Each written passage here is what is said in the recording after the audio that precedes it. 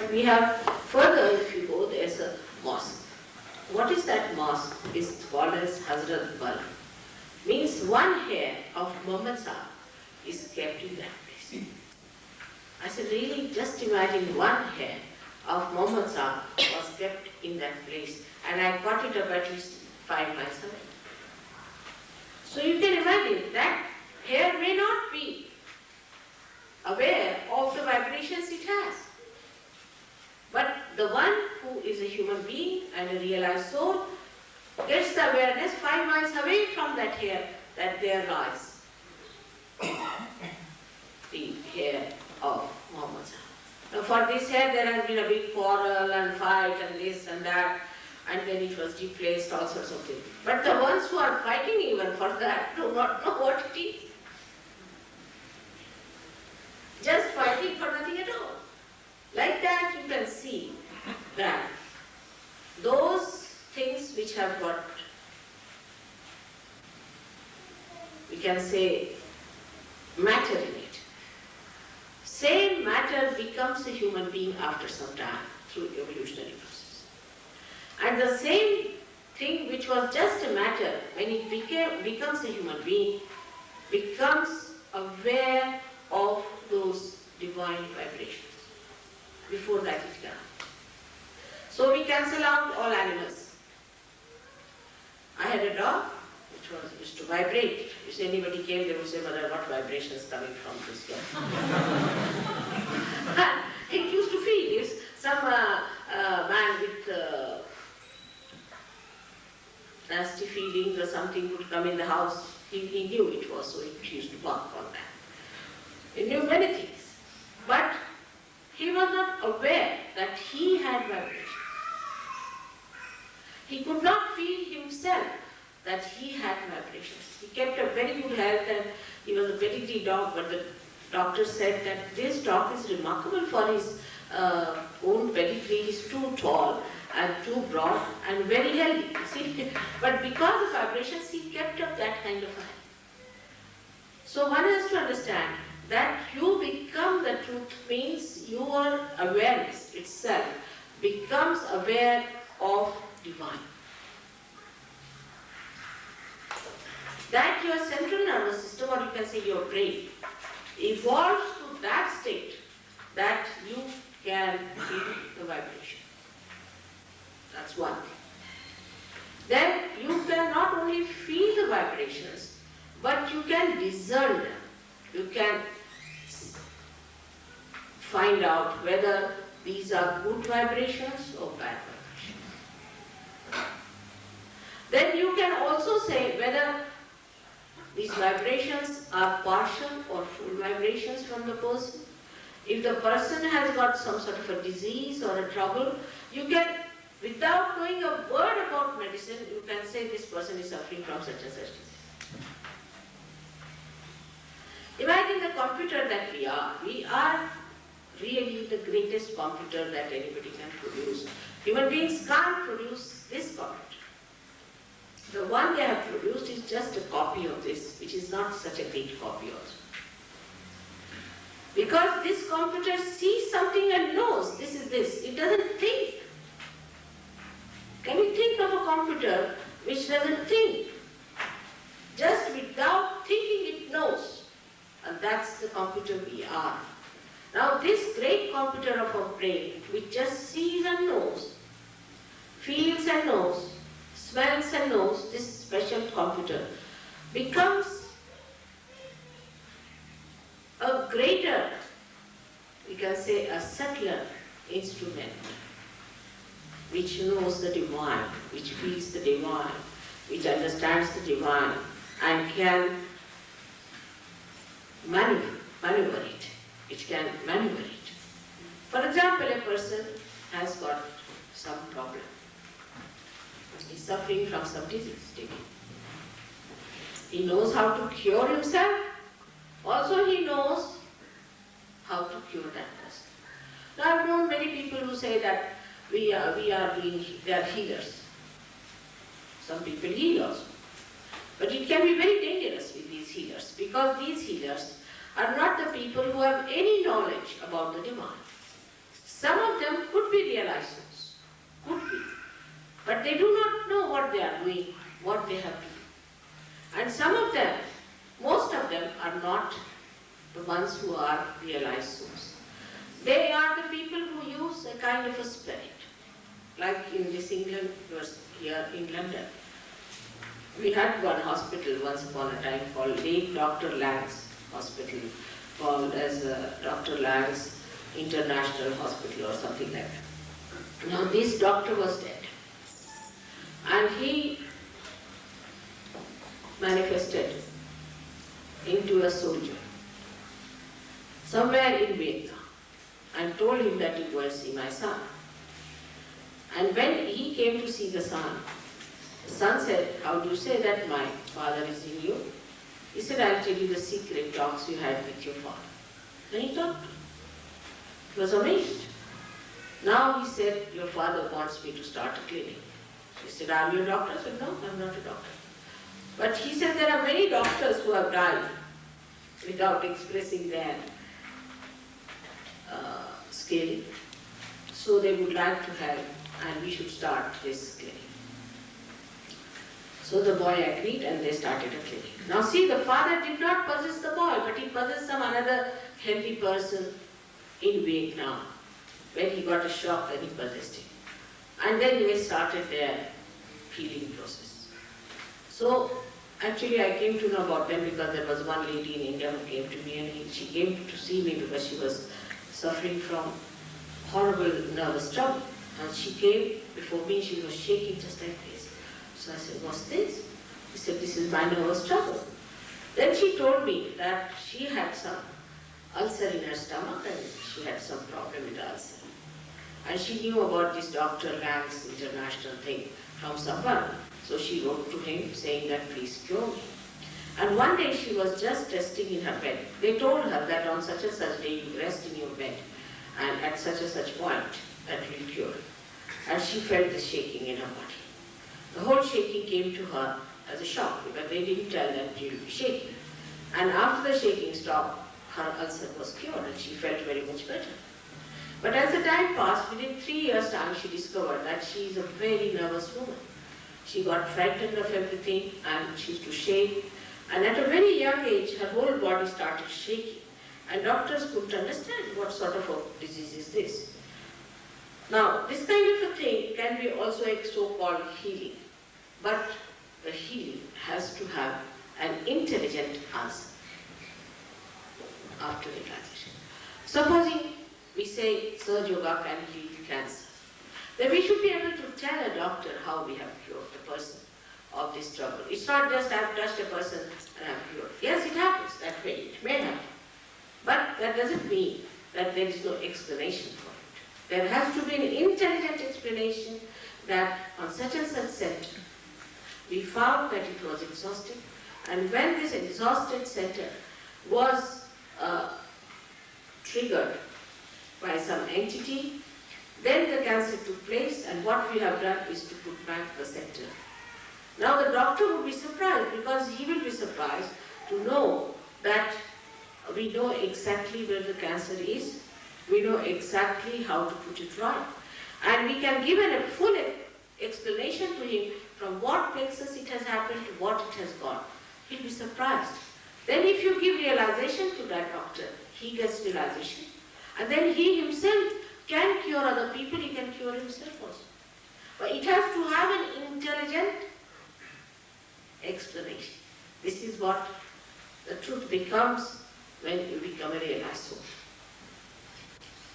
If a person is a realized soul, he sees truth so directly. And that he can explain it. So the people can understand what he's going to say and what he's meaning. It's not something ambiguous. For example, now in the Bible we have a word called Holy Ghost. Now we can say that Holy Ghost is a word which we cannot explain. Because if we just read Bible, you cannot understand Holy Ghost. Because Christ or Holy Ghost are like oceans. And you cannot just put it in one little cup and say that this is it. And beyond this is nothing. You have to go beyond it to see There are many cups filled with the knowledge, and you have to see all of them and find out what is the meaning of the word Holy Ghost in other scriptures also. And when you find a similarity between the two, then you are surprised that this is what Holy Ghost is. But when we just take Bible as everything, then I have seen people making Bible so small as that, putting in a golden box, hanging it. Imagine. It is absolutely absurd. Bible is to be respected, no doubt. It has great knowledge in it. But as the Bible itself, I feel, is a microscopic thing. It's very microscopic. Every word is microscopic, and to go into its details and all that, you must first get realization and get explanation from other places, other dictionaries, which can explain it better. But when we stick on to one sort of a thing, then we are flabbergasted. Like the other day we had a controversy about Christ, and I told you very frankly that Paul is all wrong. He is not a realized soul at all. He doesn't understand God. He doesn't understand religion. And that is what is when the truth comes to you. You see everything clearly. And all the people, truth being absolute, say the same. Take Khalil Gibran, he says the same. Take your William Blake in England. Anyone you take, they say the same thing, because there is no difference of opinion as far as the truth is concerned if you are facing the truth. And the trouble is, when you are a human being, you can be also dishonest. Supposing, even if you see that this microscope is placed before me, alright, then a person who is not a realized soul can tell a lie also. There was no microscope. Can tell, but not a realized soul. And a person who is possessed may not even see a microscope. You'll be surprised, some people don't see me, they just see light. If they are possessed, their eyes are possessed. If somebody is a drunk fellow, he may not even see me, he just walks over me like that. So the awareness before realization can be blurred. And there, for a simple, truthful thing as you see with your own eyes, there can be aberrations, there can be other explanations and other descriptions. But after realization, the basic truth never changes. You may say it in a poetic way. Like Paul has said, this Paul seems to be a strange man to me. I may say that he was not honest. Or somebody may say something. But the truth about Paul is the same. But those who are not realized soul will not understand. They are built big churches in his name. People are going to the church, now people are flabbergasted. They don't know what to do. They have built the churches in the name of Christ, everything, and he denies the miracles of Christ. So now what to do? They are lost. They don't know how to get over this feeling of frustration that they love Christ so much. They adored him. They thought him to be such a great personality, that the Son of God. And then now suddenly to say that he had no miracles. That was shock, but don't believe them. Don't believe them, because Christ was the Son of God, no doubt. But how can you explain? When you just read Bible, you cannot see. And then Paul, this Paul, who was he? He should not have been there. He is not a Christian, anyway, because he had never seen Christ.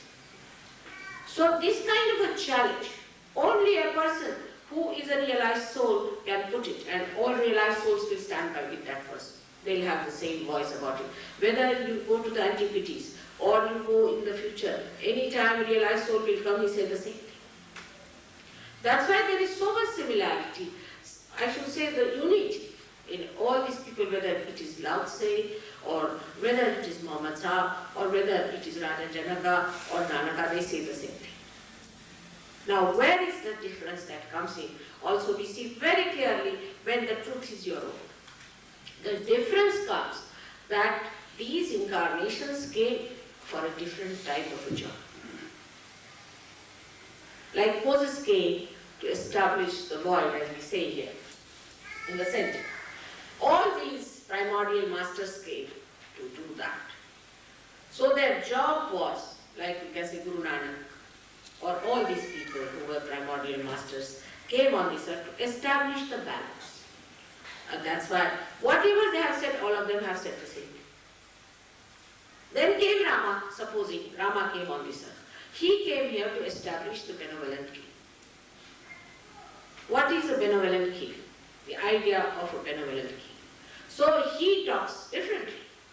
Then came, say, Krishna. Krishna came to establish the truth that you have to ascend first, and secondly, he came to show that the world is just a play of God. Then came Christ. Now Christ came on this earth to create a full awareness within us that we are the Spirit. So the accent of their preaching has been for the purpose they have come. For example, I have to give realization to people. I have to raise the Kundalini. And I have to explain all of them and integrate them. So I have to talk about all of them. But my task is easier because there are sensible people in those days.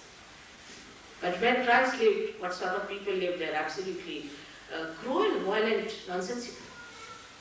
Muhammad Sahib had a very bad time, Guru Nanak had a very bad time. None of them had such a nice time as I am having. None of you are going to crucify me. So, you must understand that the truth, when it comes to a person like that, not only that he knows, but he can make others also. This is what William Blake has said. That at this time, men of God, that's you people, will become prophets, and they will have powers to make others prophets. So people sometimes say, why didn't it happen earlier? No, that was not the time. Now the blossom time has come, so it is happening. Then you see the truth in its full extent. Like at that time, this was the situation. Today, this is the situation, and according to the situation or the development of the tree of life, the work is done. This is what one has to understand. The complete comprehensive idea about the spiritual growth of human beings. Unless and until you have that kind of an idea, whatever you have is like a person is saying that the flower is the tree, somebody is saying that the leaf is the tree, and they are fighting. Everything is the tree. Everything is needed for the tree. So when you understand through your self-realization that truth is what it is, you cannot change it. So you become the truth, and the strength of truth comes in you.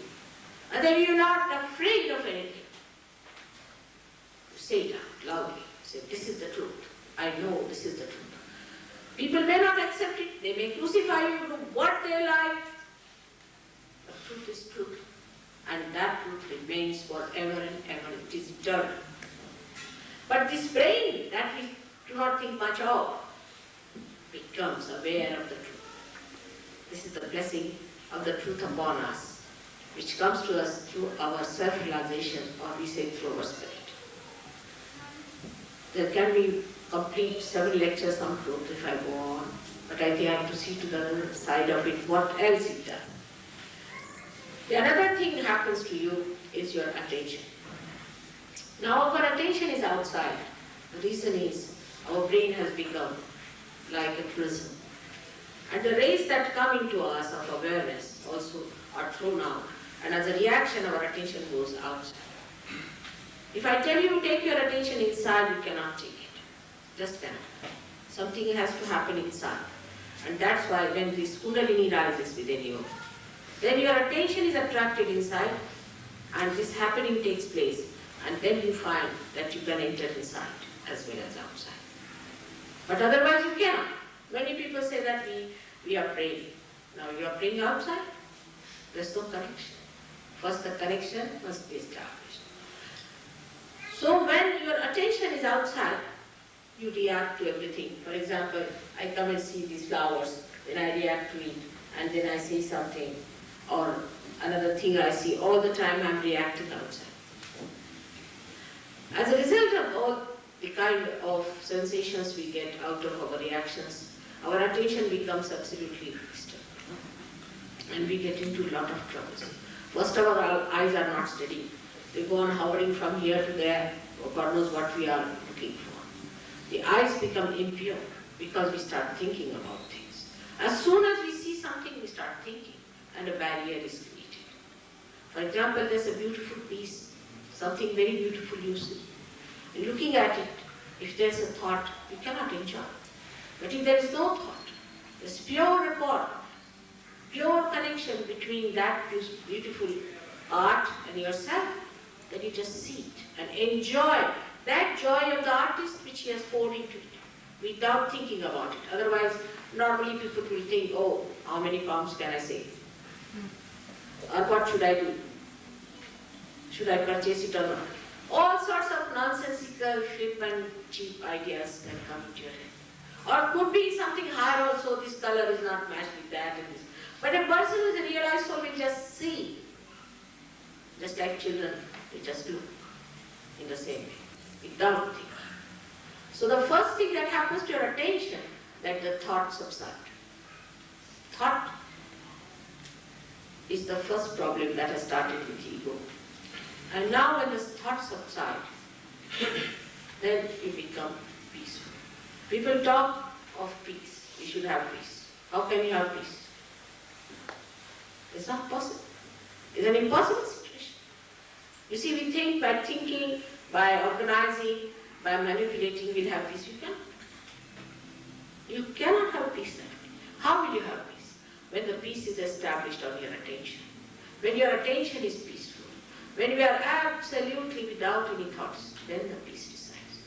After all, the peace is disturbed by the human beings only, isn't it? It is not disturbed by something else. It is disturbed by human beings.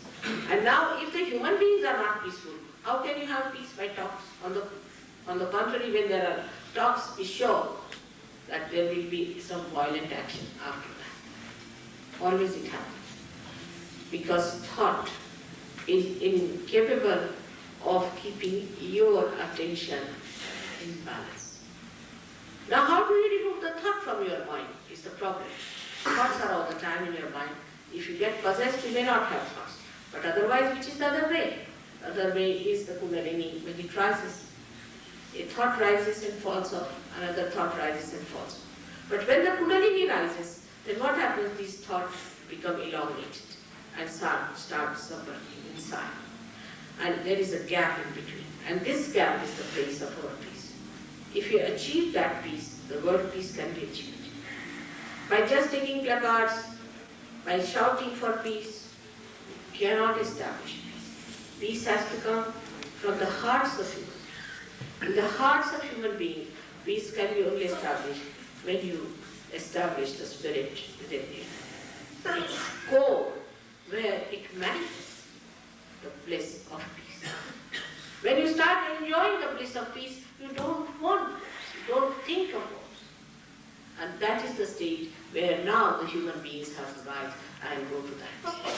So these horrible times which we call as Yuga, the modern times, which are the times of complete illusion, and when all the value system is changed, where everybody seems to be unhappy and sick, is the time also preceding the Krita Yuga, the time where everything will be done, perfected and established.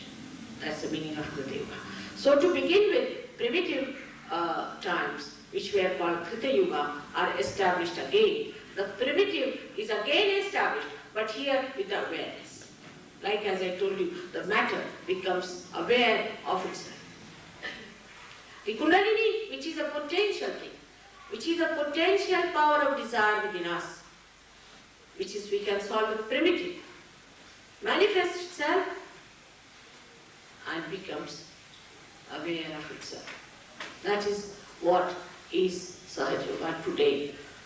It's all Sahaja, it's all spontaneous. All life process has been spontaneous, but today that is what it is. So spontaneously your attention becomes peaceful, absolutely peaceful.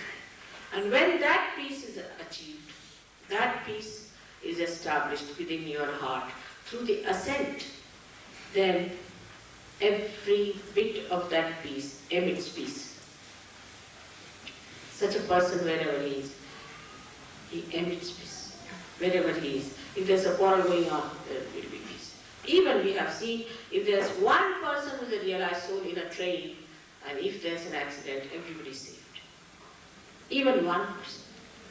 There are many examples where in a bus there was one lady who was a realized soul, and the bus fell down with 3 somersaults, and it fell on its 4 legs, and everybody was safe, and this thing started. And they tried to find out who was the realized soul. Because in India we understand this. We are more grown up in spiritual sensitivity than in material sensitivity. You are very sensitive to material things. We should also learn something from you, I should say. But you should also learn something from us. And that is the spiritual sensitivity. To understand what serenity is and what superficiality is. So with this attention being absolutely stationed on a balance, you start seeing the superficiality. You start discarding the superficiality. You immediately see that this is superficial, there's nothing in it. And then the attention only accepts whatever is deep, whatever is divine. The rest of it is rejected. It doesn't accept. It doesn't react. It doesn't say anything about it. It doesn't accept. It has nothing to do with it. It is just separate. The attention keeps a distance from all superficial things. It has no enjoyment. I have been many SahajaYogis who are here today, who used to indulge in all kinds of things, which I was amazed how they go, because they were men of God. But the situation is such, the atmosphere is such, that they were. They have given up their parents, they have given up everything and have become really like vagabonds, I should say. But when they got their realization, settled down. Everything settled down. And now they don't go to those places. Now they just don't like it. They don't want to see it on the TV. There's on the TV, they put it on. Because the attention has now the sense I would say, of purity. The sense of morality, which we know of is hypocrisy outside. We are hypocritical. But this is inner morality which just keeps you moral. Inner quality, like Christ now. He would not do something filthy, will he? Why? Why did he do it? Like any other person? Why was he not attracted to something that was not good? Because his attention was pure. It would not accept anything that was not pure. Like that, your attention becomes absolutely pure. Your eyes become innocent. Your eyes do not have dirty ideas, lust and ideas. But they have purity in them. And wherever you put your eyes, that becomes pure. Whenever you look, that becomes pure. You spread purity through your eyes, not lust and greed. And this is something must happen today, because the time has come, our eyes are tired, of looking at all horrible things. Let us now have those eyes who discard. Then why will they have dirty things? It's only we have created this filth. Once we discard it, it will all disappear. It's our own creation. Whom can we blame? Not the birds have done it, not the tigers have done it, or the trees have done it. It's we, the human beings. We have done all this nonsense. If we get purified, everything will be purified. Now the attention becomes collectively conscious. Becomes. So far your attention is not. Your attention is, you can see a person, how his hair is, or what dress he's wearing, and all these things. But you cannot penetrate into that person to feel what sort of trouble that person has, what centers he is touching, whether he is a good man or a bad man from the divine point of view. Because your attention has achieved that state of collective consciousness, you can understand. At the very sight of the person, you can say what sort of person he is. I mean, I had many experiences like that. I told once my husband that this man has come to loot our country. And he was shocked. He said, how do you pass it to the mark? Just looking at his face. I said, he has come here to loot our. And he did it. He did it. Within 3 years' time, they found out he looted us out. Like that, we can have many people who are really at the top of organizations, governments, these that are really cheats, are going to one day ruin the whole country or destroy us completely. You can see it from the face. But that penetration only can come when you have those pure eyes. When you are yourself pure, how can you see? When your glass is mirrored, suppose if there's your eyes are covered with some color, then how can you see? To see something clearly, your eyes must be clear and clear. And that's what happens to us. But there's nothing wrong. Once Kundalini rises, she kindles a light. You can see a twinkle in the eyes of a person who is really nice with the eyes are twinkling. And there's a kind of light you can see in the eyes of such a person. And then you know that such a person is realized. It's very simple to make out even the eyes of a bad man and a good person. When you develop your own inner sensitivity. And this comes through the attention being absolutely at balance. No thoughts rising. You look at a person without any barrier. For example, you see, say I see an Indian. Then immediately I think, oh, from what country, what part of the country, who is he, this, that. Suppose. So that she's lost that. It's nothing important. What is important is what sort of a person he is. He may be your own brother, maybe a nasty fellow tomorrow, he may murder you. So it does not matter. Whatever you have understood through your brain is nothing. What is important if you have seen through and through what sort of a person? So the attention has to be purified, but that you don't have to do. Your Kundalini itself purifies your attention. You become collectively conscious. So many things happen to your attention. Sitting down here, you can tell about people, what's happening. Now the Krita Yuga means it happens, it is manifested. So now the attention manifests itself. It's another very remarkable thing that happens. Like, I'm sitting here now and I'm thinking of someone. Alright, I'm thinking of someone.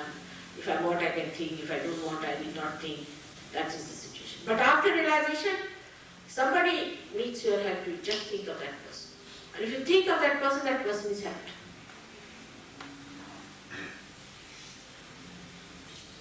Even if the person doesn't know and is thinking of what, you may help that person, just thinking of it. It happens. It has happened. You must have seen one of the things happen in Bedford. It's very surprising for people, but it's a fact. The fact is like this, that some people were going, one boy was going on a motorcycle and he fell down from a bridge and they called for the ambulance. But after some time the boy himself got up and came.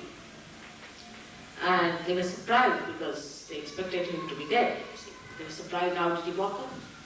So they asked him, he said, no, there was, I'll tell you, in the hospital. They took him to the hospital and there was also police people and he told them that I fell down all right, but a lady came in a white car, I have a white car, and she came down and she healed me. I said, which lady? He said, Indian lady. She was wearing a white sari. They couldn't believe this, it must be a hallucination. Next day he says, saw my photograph. Because I was speaking in Bedford, that time when he fell down. Like this, we had a bigger hall than this, and I was speaking there when this had happened. So they were quite surprised, and he said that a little point down below is left. There, she said, you come to me, and I'll cure you. So they asked Praveen Brown about it, and he said, yes, this has happened in India many times, and it's surprising it has happened here also. There's nothing great, there's nothing special. Because if you can receive on the television something from the ether, you can always receive at that level also. And you can manifest it. But in the television what we receive is, it doesn't manifest. Supposing we see some photograph of someone. It doesn't get up and cure us, does it? It does not. But here, attention, when you put to it, the attention manifests. See, wow, fantastic. It is very hard to believe, but it happens. It happens. That the attention itself manifests. So, the this attention that becomes enlightened, becomes one with the divine, it manifests. And it acts, and it helps. It is very miraculous, but now those who are Sahajyogis here know 1,001 stories about it. It has happened like that. It can happen to you, it can happen to anyone. Like once I remember a girl, she went to a place which was a little lonely and some people attacked. And some Sahajyogis were going by bus. So they suddenly got down at a place and just walked. They didn't know why they walked there. And they found that so many people were attacking this girl and they just saved the girl from them. And they were from a different place and she said, how are you all here? Oh, we don't know. We just felt we should walk this side, so we came out.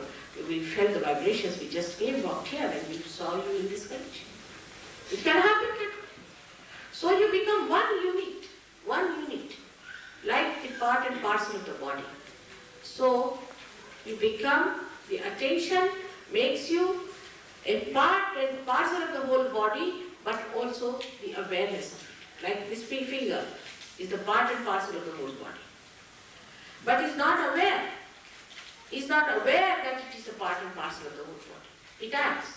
But there it is aware and it acts without even having any connection outside, like ductless glands. It acts and it manifests and it works out the way it has to work. It's such a fantastic thing is the attention that becomes. Then the last and the most important thing is that you become the joy. Nowadays, we have lost the sense of joy. With the smallest thing we get irritated and angry. You see the small children running, a lady comes down. You should not run here, I'm disturbed. How many children when they run and the sound they make so sweet, so beautiful, so joy-giving. But she can't bear it because she's so tense. She's just waiting to hear. She comes down, there's one child, she shouts at the child. The child cannot even speak. Why are you shouting at the child? He makes noise, he can't talk. Oh, then she goes back. All the time you are just waiting to find faults with others, waiting to complain, waiting to see what others are doing now. Not enjoying them at all. Once I was traveling from Lucknow to Delhi in a train and we had ladies compartment and we were 4 ladies, but there was only one lady with me and myself, and in the other compartment there were 2 young boys. And they had met after a long time, I think they were in college together. And they were hitting each other and talking with each other in such a friendly manner. I was just enjoying it. And this lady was so angry. She said, these stupid fools don't allow me to sleep. I said, we sleep every time, we enjoy the way they are having. She said, what, you're enjoying? I said, really, I'm enjoying. I'm feeling my young hitting each other and see, you come around now, what you did this way. It's so interesting, such innocent talk we were having. And this lady got so infuriated. She said, no, I'm going to hit them hard. At the most she knocked, 10 times she knocked. I said, why don't you let damage her? So she said, no, I just can't manage, I can't. See, then she went out. Her attention, would not allow her to sleep. She went out, shouted, what do you mean by doing like this? And what do you mean by talking like this? Poor thing, like this. I felt so sad. So when she came away, I went and told her, doesn't matter, she's still, her ears are very, very sharp, you see. So when you talk in muffled voice, she won't know. But even that she could hear. She could not spare them. The whole night, you see, she didn't sleep just hearing it. Until don't you think they're talking? Now let us sleep. That's how our attention is, horrible. It can never enjoy anyone. What the birds speak, how the children run, and how the people talk. You see, it's so enjoyable. Everything is such an enjoyment, which we have lost that sensitivity completely. We cannot enjoy each other. But then we enjoy. We just enjoy a person who is a realizer. Just enjoy. Just sitting with such a person. Nobody's talking. Many times we Sahajyogis travel together. There's a pin drop silence. Nobody talking.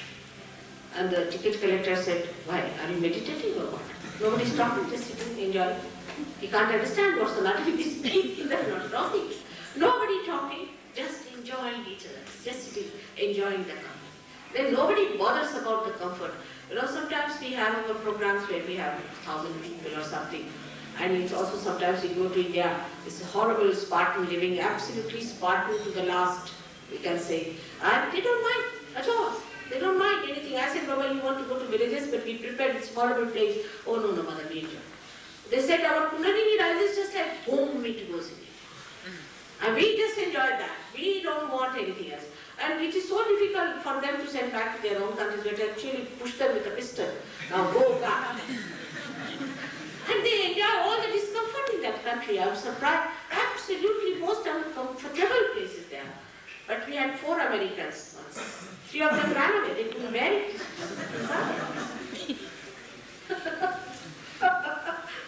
We had to force them. We said, no, we have to stick them with something that they stick on them. They would not. This no, it's too much for us. How can we live like that? I said, what comforts you have here in the country? See, all plastics. We eat in plastic. Everything plastic. Even for towels you have plastic. At least in India you have everything cotton. You have a plate of, say, a beautiful plate of brass to eat food. What do you have in your country that you are talking of your comfort? They got a little bit. I said, we have at least motor cars. All right, we have got pull-up cars. Doesn't matter. But it is too much for them to go by a bullet cart because you see, their body is all shaken up, their attention all outside. So this is what happens. Your attention becomes balanced. Attention becomes collectively conscious. You start enjoying others. And this so-called comfort for which we really fight is zero. Like here I see, if you go to Yorkshire, you find people have gone to Brighton. Why? For a holiday. And the people from Brighton have come to Yorkshire. I said, but what? I can't understand. They can't sit in the house. See, there's nothing like grahastha, means the one who stays in the house, isn't it? There's nothing like a household. They're always out of the house. As soon as they get a holiday, they must pack up, walk. Some people are just cruising. Fine, why are you cruising? You must sit at home. Home is the place of bliss. Sit down, talk together, have some rapport, be nice to each other. That's not there. You will have a television in between you. Otherwise, if there's no television, there's a fight. Nobody can stand the company of another person even for 5 minutes. Either you have television, or you have newspaper, or something in between. There's nothing like enjoying the company of other person. Why? Because our attention is so shaky. Just gets disturbed for nothing at all. I mean, how can you live in a place, in any place without any sound? You want to have a soundless area. Then why God has given you ears? He has given you the ears to enjoy the music of His rhythm. And that you can only feel when you become a realized soul. Before that you are very uncomfortable. You have all kinds of wrinkles all over. And you ask them, why have you wrinkles? Oh God, you know, I have neighbors who are young boys. They are all the time singing loudly. I will grow old in no time. I said, I would go and join them if it was. What is there to feel so bad about it? What is there to feel that you cannot bear it? Why should you be so tired about it? Because our attention makes us tired. All the time our attention is. And the worst is our attention is on the watch. Watching the time. For what? For what are you watching the time? There is no more going to be a war of water or anything. You don't have to worry on that. You see, when the bomb will come, it will come without knowing. So why watch the time? After all, that's the only thing that is important, isn't it? Otherwise, what is important is enjoy the time, this moment. Every moment has a dynamism in it. But you are thinking now to go, now mother is speaking whether I'll get my train or not, I should go to the car. As soon as the time is over. But I tell you, for a SahajaYogi, the trains will stop, the aeroplanes will stop. Everything stops. Because after all, it's all God's will you are entering. Who is greater than God? Who is more powerful than Him? Once you enter into His kingdom, everything works out. You know, it works out. Mother, we don't know how it worked out. It works out. They talk in third person, it works out. So the joy of those happening The joy of that blissfulness, that security of God fills you up. And when it fills you up, you feel absolutely relaxed. You feel it's all done. Now the gentleman has gone, you need not look at him. Actually when he was sitting, he was having big things.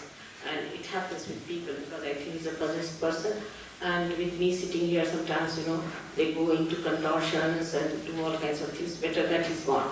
But you don't pay attention to him, it's nothing important. There's no need to turn your eyes. Just now we're talking something nice, let's talk of something nice. Why pay attention to something that's not so nice?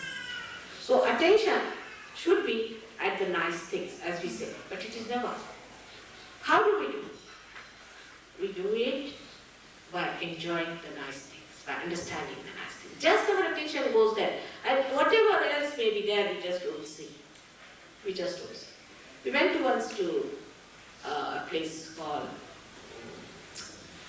Nepal. You must have heard about Nepal and Kathmandu. And my daughters were there with me.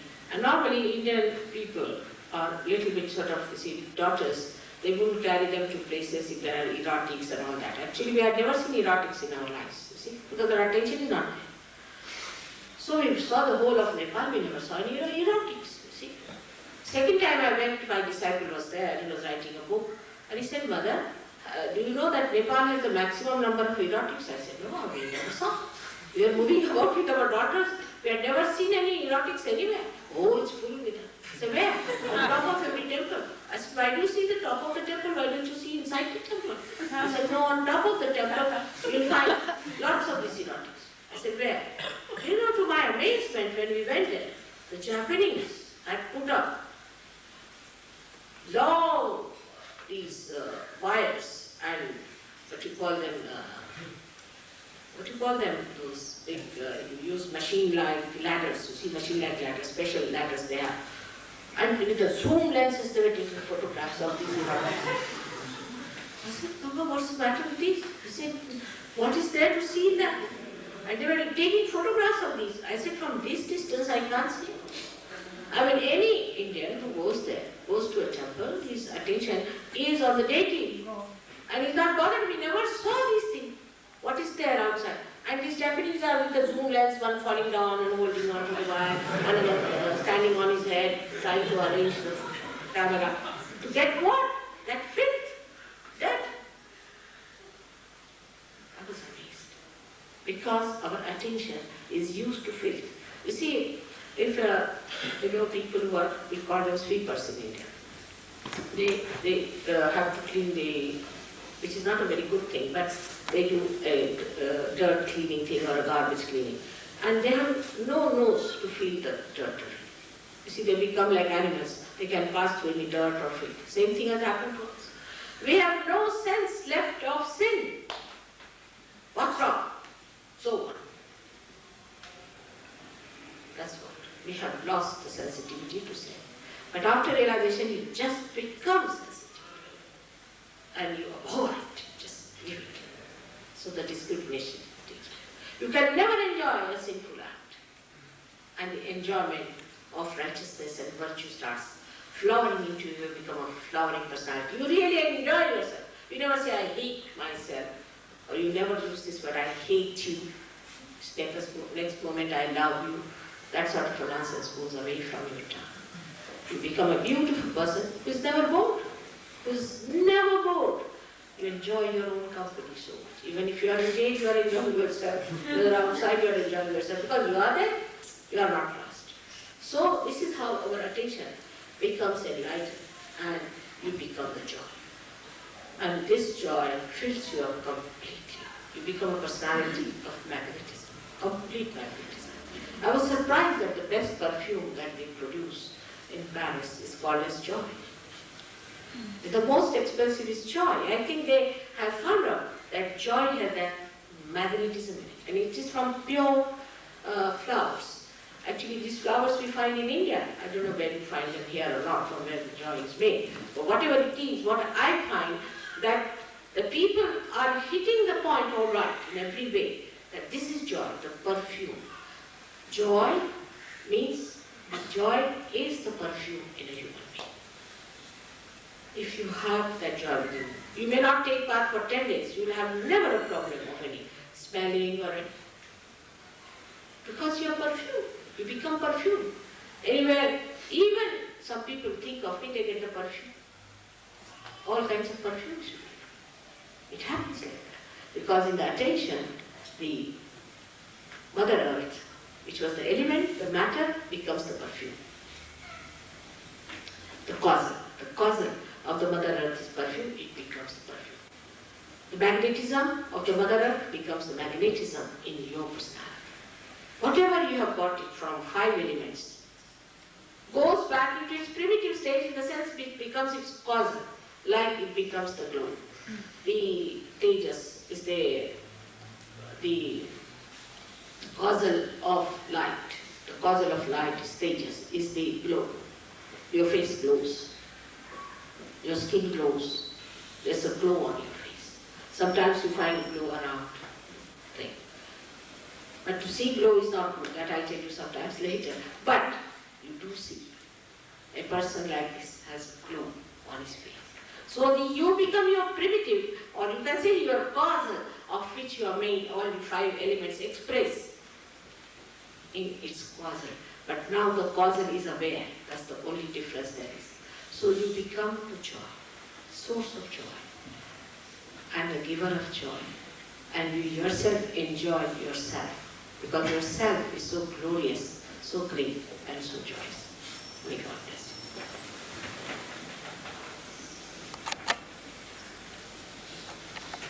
So again we'll have some questions, but open the windows today, it's like India, okay? So